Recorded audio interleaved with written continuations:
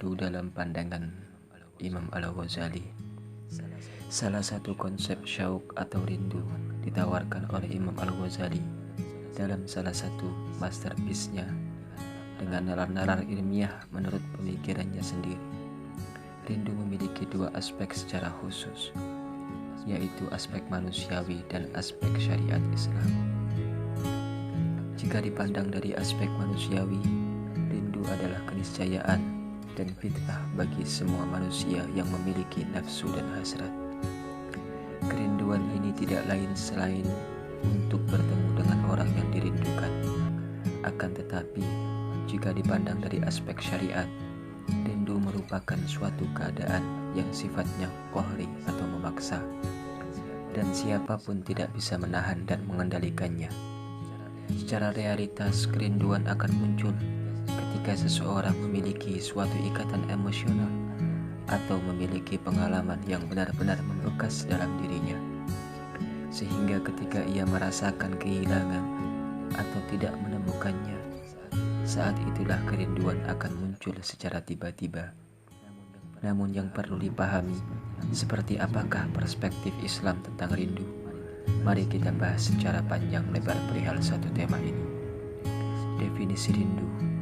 Hujjatul Islam Abu Hamid Muhammad bin Muhammad Al-Ghazali, wafat tahun 1505 Hijriah, dalam kitabnya memberikan definisi bahwa rindu adalah konsekuensi dari adanya mahabbah atau cinta terhadap suatu objek. Dengan cinta, rindu akan datang dengan sendirinya. Rindu sendiri merupakan sesuatu yang sifatnya emosional. Untuk bisa bertemu dengan orang yang dirindukan, selain sebagai konsekuensi dari adanya cinta, rindu juga merupakan yang siapapun akan merasakannya. Oleh karenanya, cinta dan rindu tidak bisa dipisahkan dan tidak bisa diingkari keberadaannya.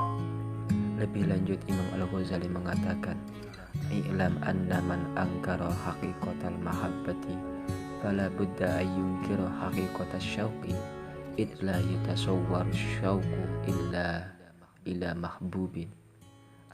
Artinya, ketahuilah, sungguh orang-orang yang mengingkari esensi cinta, maka juga seharusnya ingkar pada esensi rindu.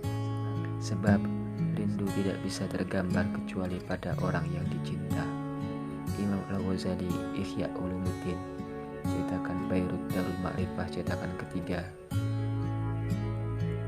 Dari penjelasan di atas dapat dipahami bahwa rindu memiliki ruang secara khusus dalam diri manusia. Siapapun tidak bisa menghindari darinya dan tidak pula bisa memaksa untuk mendatangkannya. Namun yang terpenting, rindu adalah konsekuensi logis dari adanya cinta. Tanpanya, rindu tidak mungkin bisa ditemukan dalam diri manusia. Dalil-dalil tentang rindu. Syekh Abu Abdirrahman Iswamuddin dalam kitabnya mengutip salah satu hadis qudsi, firman Allah yang tidak termasuk bagian Al-Quran, bahwa Allah menceritakan kerinduan orang-orang baik atau istimewa di sisinya dalam kitab Taurat.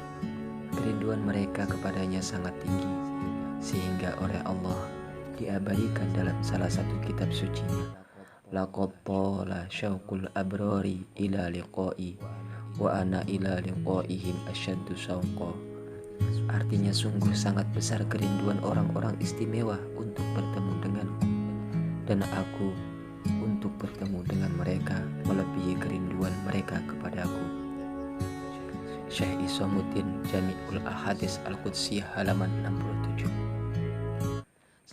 Selain hadis qudsi di atas, Rasulullah SAW juga mengajarkan kepada umatnya perihal doa permohonan kepada Allah untuk mengaruniai keinginan atau kerinduan bertemu dengannya.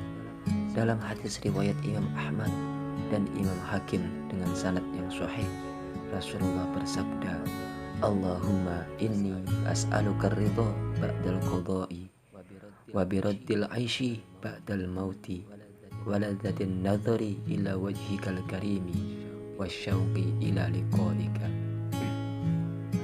Artinya, ya Allah, aku memohon kepada ridho setelah kepastian, mengembalikan hidup setelah kematian, kenyamanan melihat pada zatmu yang mulia, dan rindu untuk bertemu denganmu.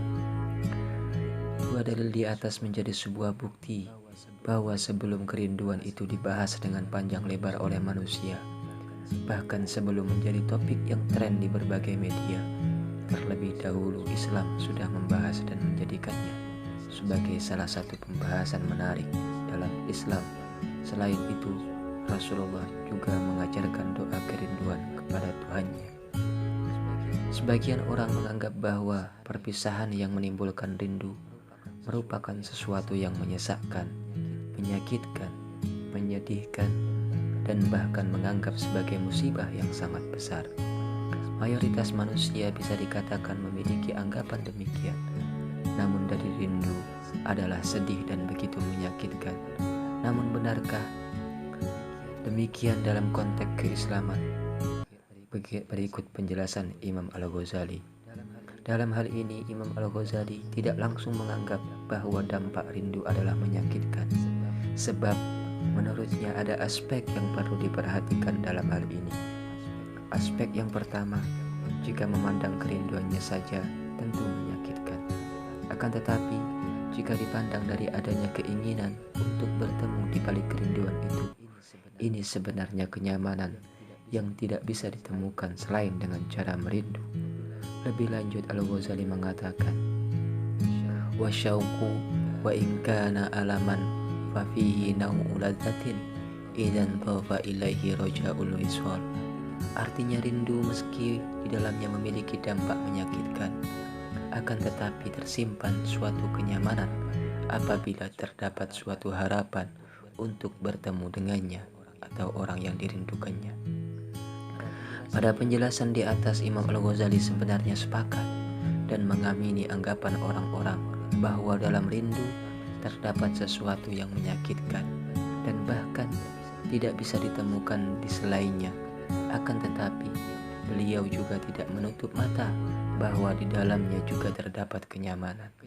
Kenyamanan itu misalnya ada harapan untuk bisa bertemu. Analoginya, bertemu dengan orang yang dirindukan merupakan sesuatu yang menyenangkan, bukan menyakitkan. Akan tetapi yang tidak kalah penting diketahui, yaitu seluas apakah Islam memberikan standar perihal kerinduan.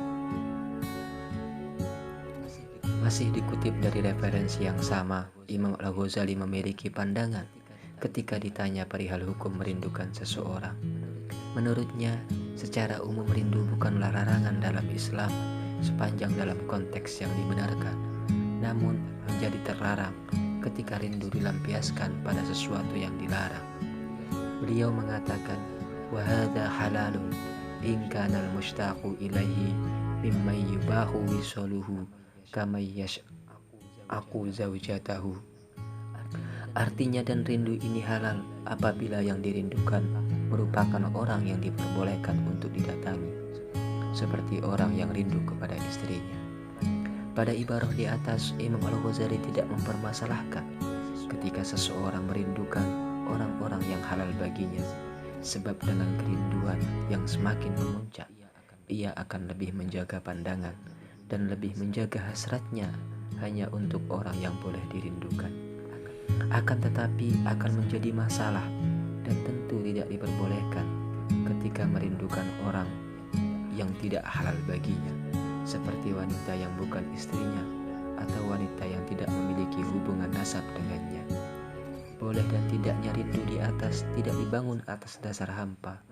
Menurut Al-Ghazali, akan ada dampak negatif ketika contoh kedua ini diperbolehkan. Misalnya, akan menimbulkan pikiran-pikiran negatif untuk melakukan zina, atau minimal akan memiliki keinginan untuk melakukan maksiat yang dalam syariat Islam tidak diperbolehkan. Oleh karenanya, untuk meminimalisir adanya maksiat, rindu kepada orang yang bukan mahram harus dihindari sebisa mungkin. Larangan pada konteks di atas tentu tidak berlaku secara umum, sebab ada beberapa orang meski dirindukan oleh yang bukan mahramnya tidak bisa dihukumi haram. Bahkan ada yang diperbolehkan dan ada juga yang disunnahkan. Misalnya kerinduan seorang wanita kepada Rasulullah, guru, para ulama, dan orang-orang soleh. Dalam hal ini, hukum haram tidak bisa diberlakukan karena yang dipandang bukan tentang maksiat dan lainnya, namun lebih kepada nasihat, ilmunya, dan teladannya. Dari penjelasan di atas dapat disimpulkan bahwa merindukan seseorang bisa diperinci hukumnya menjadi dua bagian, yaitu boleh dan juga haram. Untuk yang pertama, boleh bagi seseorang merindukan mahram atau orang yang memiliki hubungan suami istri. Sedangkan untuk hukum yang kedua, tidak boleh merindukan orang yang bukan mahramnya, sebab akan berpotensi pada kemaksiatan atau minimal akan ada keinginan untuk